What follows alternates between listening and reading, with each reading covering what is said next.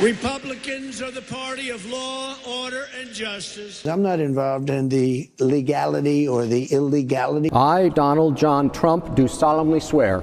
I, Donald John Trump, do solemnly swear. That I will faithfully execute.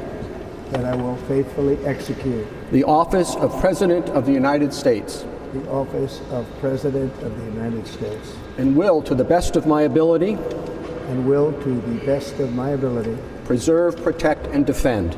Preserve, protect, and defend. The Constitution of the United States. The Constitution of the United States. Don't you need to uphold the Constitution of the United States as president? I don't know. And we are also the party of jobs, jobs, jobs. You see that? More federal employees are finding themselves out of a job this week as the Trump administration continues to make massive cuts to its workforce. Today, close to 10,000 people at that department were laid off. This is video of workers in line this morning with security checking IDs to see if folks still had jobs and were allowed to enter the building. And under my plan, American workers will no longer be worried about losing your jobs to foreign nations. Instead, foreign nations will be worried about losing their jobs to America. Well, the first major car maker to stop production in the USA due to tariffs, their assembly lines are shut down on May 12th, and it is Mazda. I want German car companies to become American car companies. I want them to build their plants here.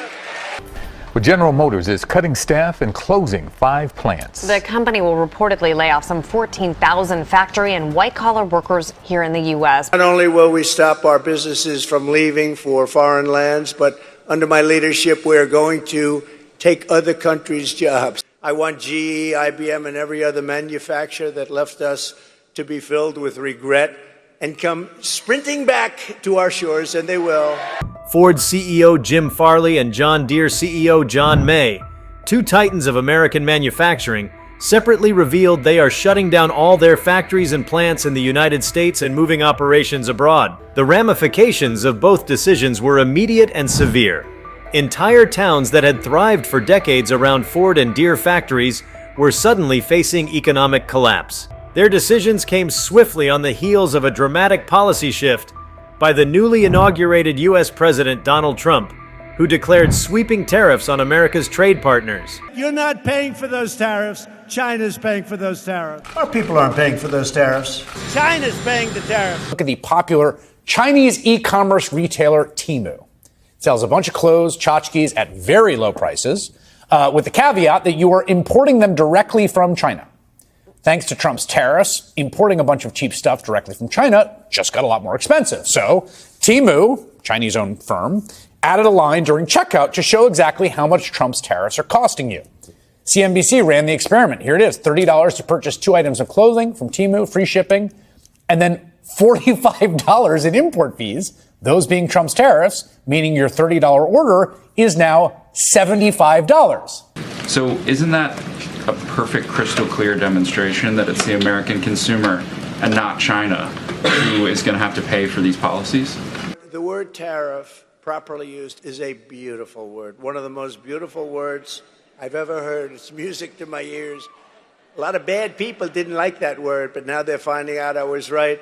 And we will take in hundreds of billions of dollars into our treasury and use that money to benefit the American citizens, and it will not cause inflation, by the way. It's an import tax. It's a sales tax on imports. Well, maybe the children will have $2 instead of $30, you know? And maybe the $2 will cost a couple of bucks more than they would normally. So it was reported this morning that Amazon will soon display a little number next to the price of each product that shows how much the Trump tariffs are adding to the cost of each product. A price line telling you exactly how much Trump's tariffs are costing you. This is a hostile and political act by Amazon. I got to say, my first reaction to this whole thing when I saw Caroline Leavitt going after Amazon because they said, oh, we're going to list the impact of tariffs on what people buy. I was like, well, we see impacts of things on receipts all the time. I didn't think it would be that big of a deal. But what did you think of it? Yeah, I mean, I think it might actually give a clue as to what they're actually paying for things. In a new interview, asked whether his supporters, who may now be worried about higher costs, signed up for this. Well, they did sign up for it, actually, and this is what I campaigned on.